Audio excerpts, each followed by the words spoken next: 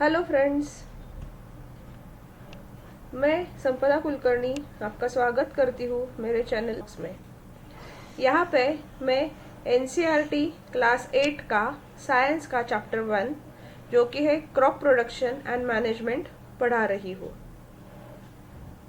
Content को जाने से पहले मैं सभी को रिक्वेस्ट करती हूँ कि अगर अब तक आपने मेरे चैनल चैलेंज द ब्रेन को सब्सक्राइब नहीं किया है तो ज़रूर सब्सक्राइब कीजिए और बेल रिंगिंग रखिए। अभी आप यहाँ पे देख सकते हो कि ये सारी चीज़ें हम यहाँ पे पढ़ने वाले हैं। सबसे पहला हमारा टॉपिक होगा एग्रीकल्चरल प्रैक्टिसेस, दूसरा टॉपिक होगा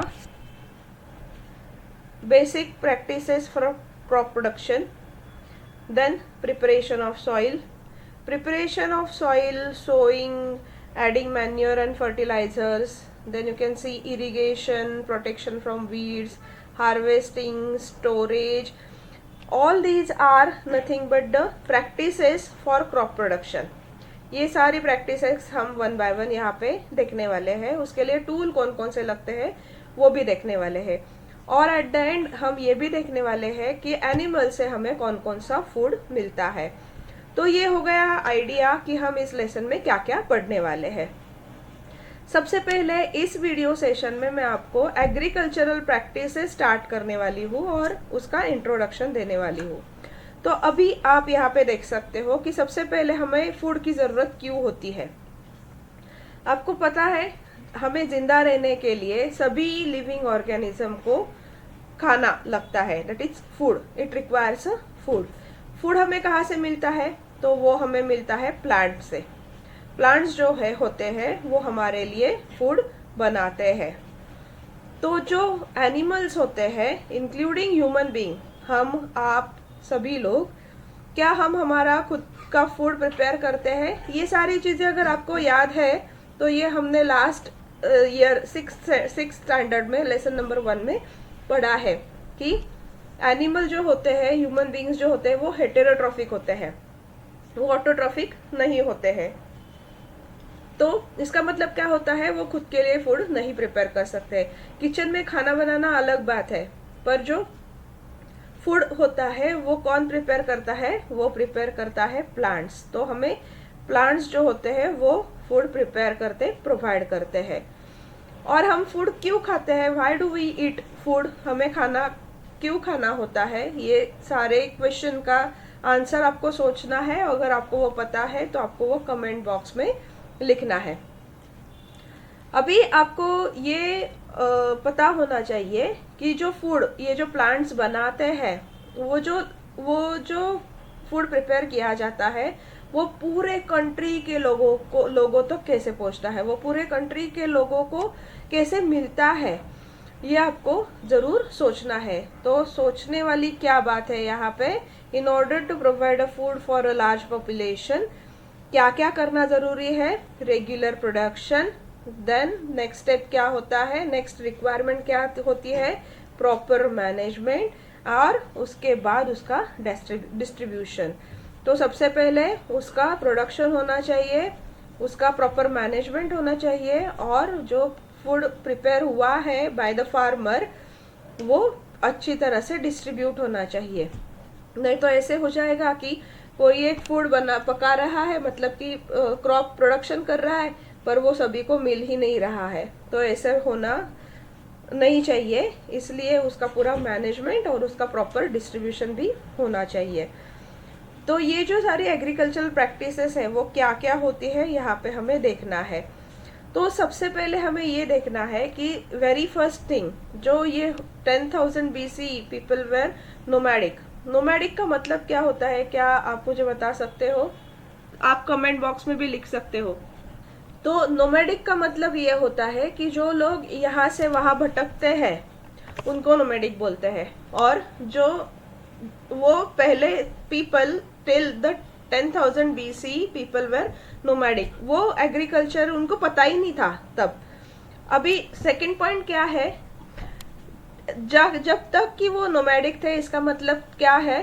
दे were wandering in the groups from place to place in search of food and shelter, right? तो वो यहाँ से वहाँ वो घूमते थे, किस कारण से? वो सर्च करते थे फूड एंड शेल्टर। उनको फूड और शेल्टर जहाँ मिलता है वहाँ वो जाते थे। अभी नेक्स्ट पॉइंट आपको ये ध्यान में रखना है कि तब जब वो इन search of food and shelter घूमते थे तो वो क्या खाते थे? वो रॉ फ्रूट्स एंड वेजिटेबल खाते थे। जो पकाया नहीं जाता था वो वैसे ही कच्चा वो खाते थे।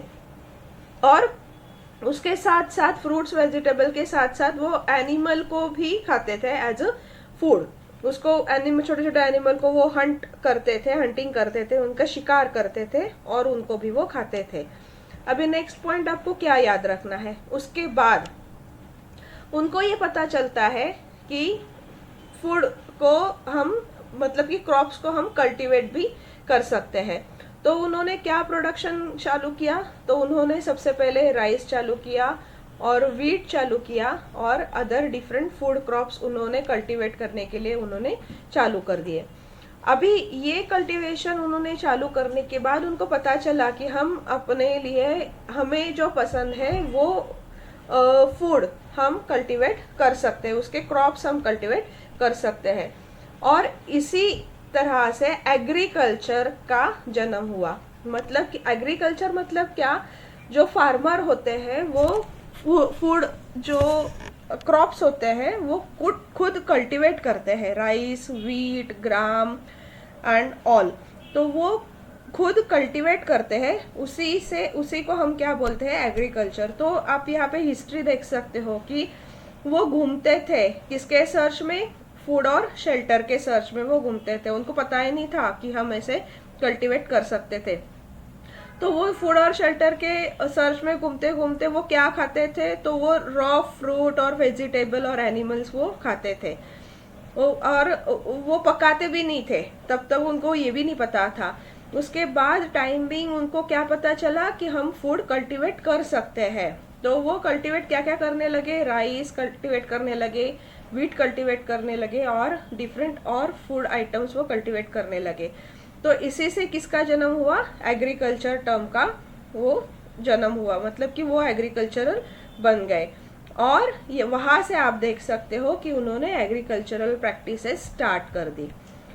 तो इसी तरह से वो अभी आगे जाके ये एग्रीकल्चरल प्रैक्टिसेस बहुत ज़्यादा मॉडर्न हुई है, पर जबकि just after to the 10,000 BCE people were started cultivating the crops and that's why the agricultural practices started by that people।